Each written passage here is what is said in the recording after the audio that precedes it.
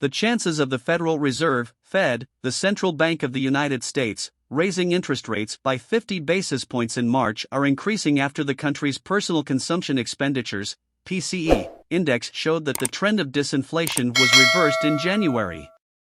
The PCE for January rose 5.4% compared to the previous year, compared to an increase of 5.3% in December.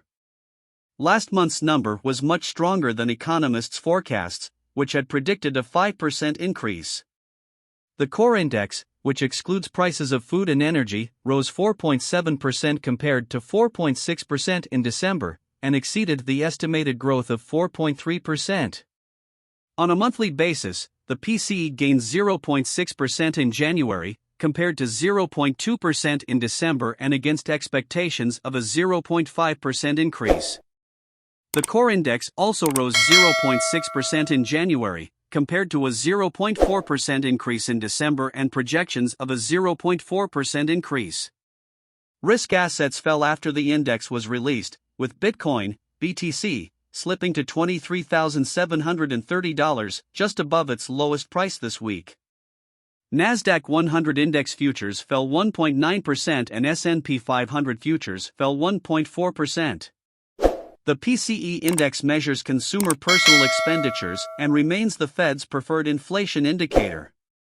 After the release, the chances of a 50 basis point increase in interest rates, as opposed to 25 basis points, at the Fed's next monetary policy meeting in March are increasing. Investors are now divided between the two options. A month ago, there was about 100% expectation of a 25 basis point move in March.